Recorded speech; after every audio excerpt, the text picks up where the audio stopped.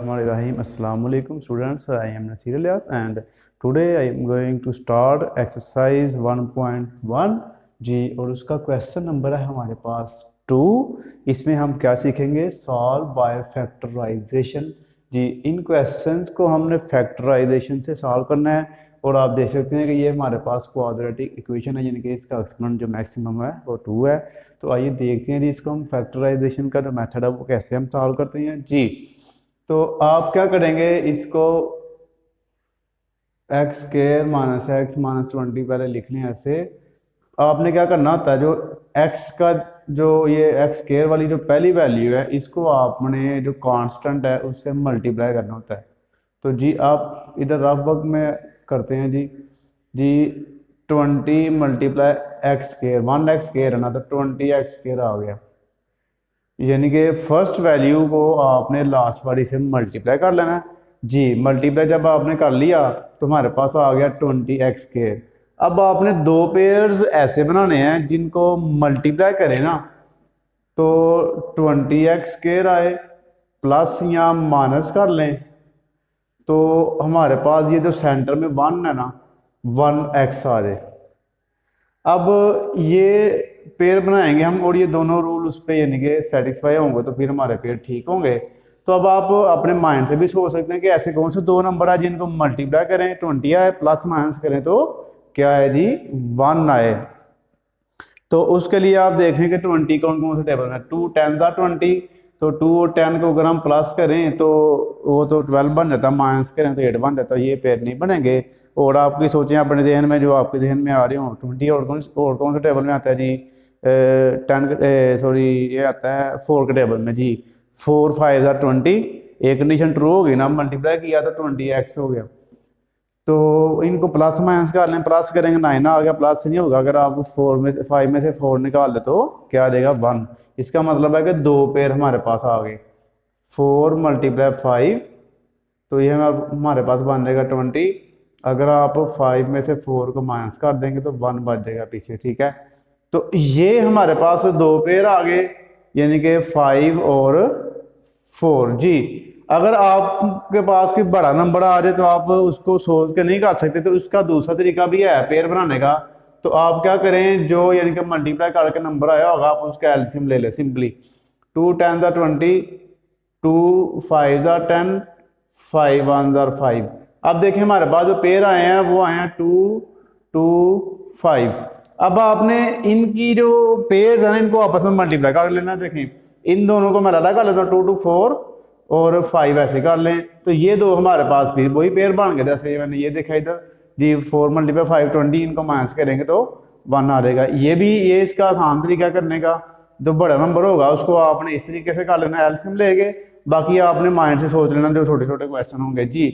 अब देखें यहाँ पे हम क्या करेंगे, ये जो 1x है ना उसकी जगह पे हम लिखेंगे 5 माइनस 4x जी।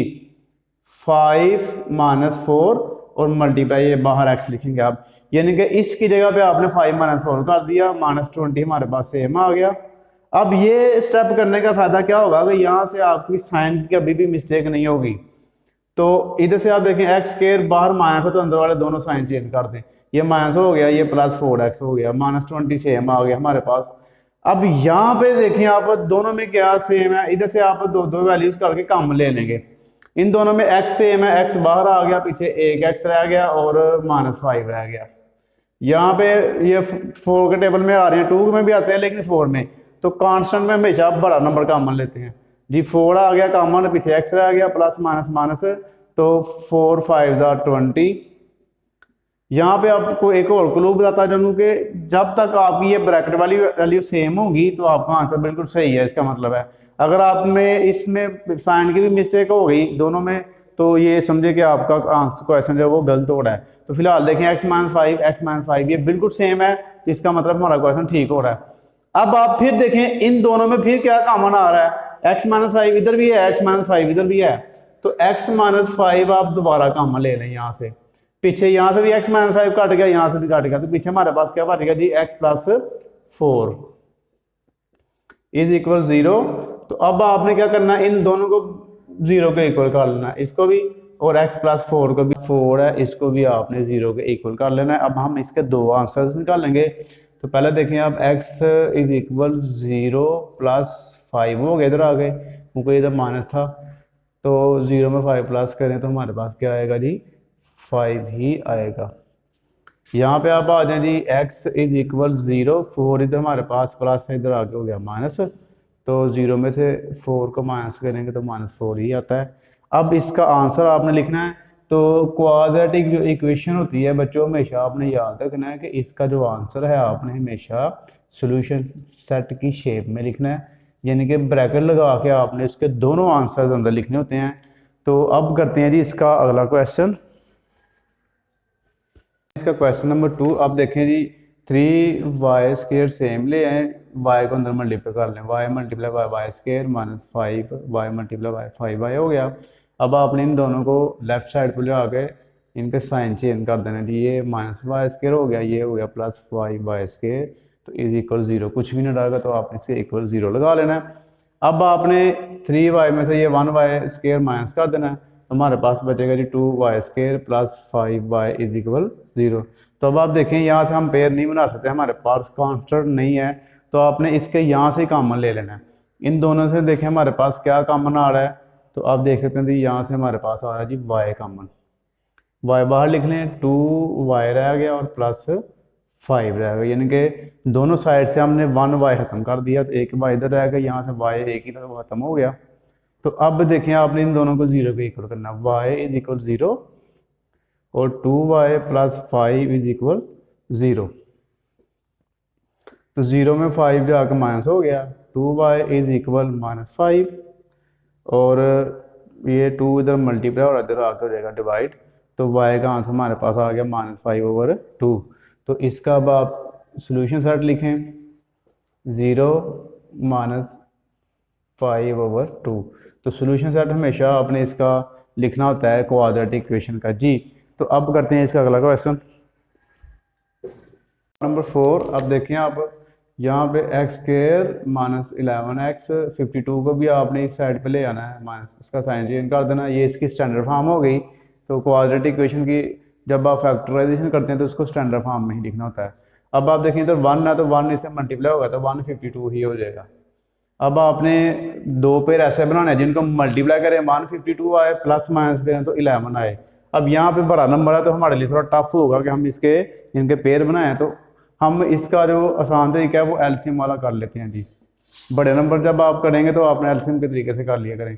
2 7 14, तो 1 कैरी 2 6 12, 2 3 6, 1 कैरी 2 8 16, 2 1 2, 2 9 18 जी। 2 मल्टीप्लाई 2 और 19 आ गया। इन तीनों को आप करेंगे 8 आ जाएगा और मल्टीप्लाई 9। अब ये दो पेयर हमारे पास आ गए जी। 8 मल्टीप्लाई 19 करेंगे तो 152 ही आएगा, अगर 19 में से आप 8 माइनस काटेंगे तो 11 आ जाएगा। तो दोनों कंडीशन हमारी ट्रू हो गई, मल्टीप्लाई करके 152 आ रहा है, प्लस माइनस करके तो 11 आ रहा है। अब आप क्या करेंगे, 11 की जगह पे आप क्या लिख देंगे जी, 19 माइनस 8x बाहर लिखेंगे, 152 इज इक्वल 0। अब x² minus 19x minus minus plus 8x, ये जो x होगा इसको आपने अंदर वाली दोनों के साथ लिखना होगा जी। -152 सेम आ गया। अब आपने यहाँ से कॉमन लेने, इन दोनों में से आप देख लें जी, दोनों में से हमारे पास x कॉमन आ रहा है, तो x माइनस 19 हमारे पास बच गया। तो यहाँ से आप 8 ही आ रहा है कॉमन, आप यहाँ से 8 कॉमन लिख लें, 8 काट के x रह गया, इसको आप 8 पे डिवाइड करेंगे तो 19 ही आ जाएगा इज इक्वल 0। तो दोनों में आप फिर देखें x माइनस 19 सेम है, तो इसको फिर कॉमन लिख लें बाहर तो अब पीछे हमारे पास देखें, यहाँ से भी ये खत्म होगा, यहाँ से भी ये खत्म हुआ, तो x प्लस 8 बच गया हमारे पास। तो यहाँ पे आप लिखें जी x प्लस 8 इज इक्वल 0। अब आप दोनों को ना 0 के इक्वल कर लें, x माइनस 19 इज इक्वल 0 और x प्लस 8 इज इक्वल 0। तो ये 19 0 में आके प्लस हो गया, x इज इक्वल प्लस 19, और ये आप देखें जी 8 इधर प्लस है, इधर आके हो गया 0 में से माइनस, तो हमारे पास जो इसका आंसर है वो -8 ही आ गया। अब आपने इसका आंसर सोल्यूशन सेट में लिखना है। इसका आंसर आएगा 19 और -8।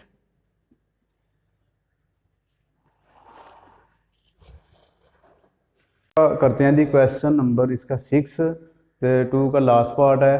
तो अब देखें जी, आप ये पहले सेम लिख लेंगे, x-9 इज इक्वल, ये दोनों हमारे पास देखें x-3 और x-4 एलसीएम आ गई, तो x-3 और x-4 को आपने दोनों से मल्टीप्लाई कर लेना इस तरह, -x-3 और x-4 मल्टीप्लाई 1/x-4 जी। तो अब पहले आपने इसको स्टैंडर्ड फॉर्म में चेंज कर लेना, उसके बाद फिर हम इसकी फैक्टराइजेशन करेंगे।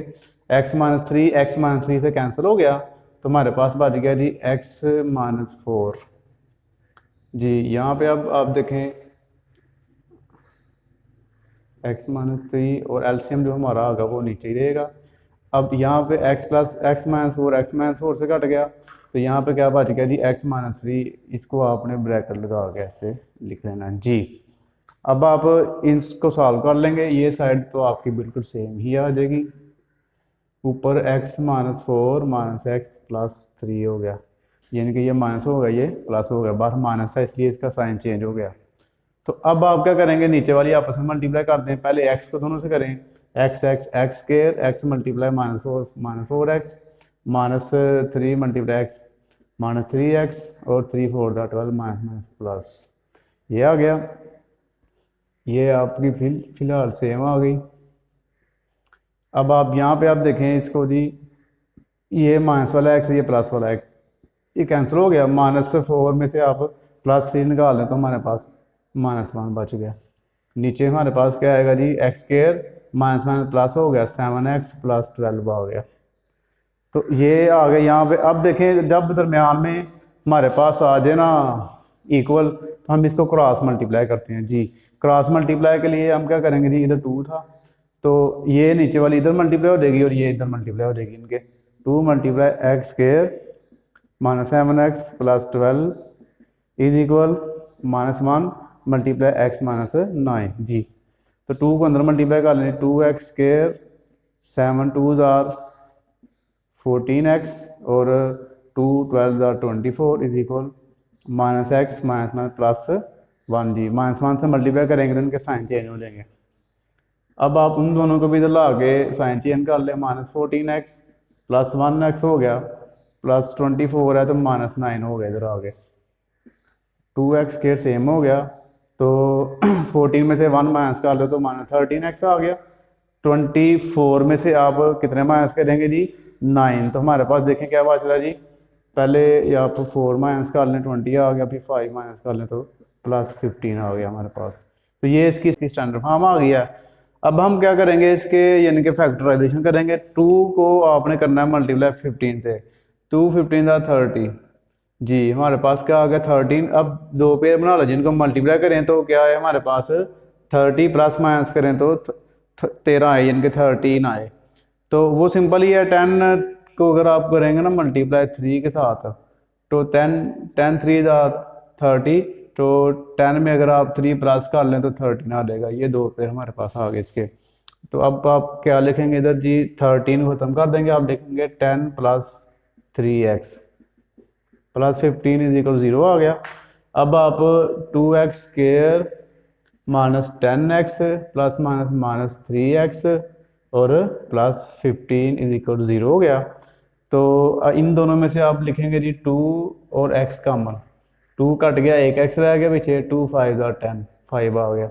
इन दोनों में से आप 3 कॉमन ले लेंगे, 3 कैंसिल हो गया, x रह गया, +- 3 5 15। यहाँ पे आप फिर देखें ब्रैकेट वाली सेम होगी हमारे पास, उसको भी कॉमन ले लें आप, x - 5 कॉमन आ गया, इधर हमारे पास आया जी 2x - 3 इज इक्वल 0।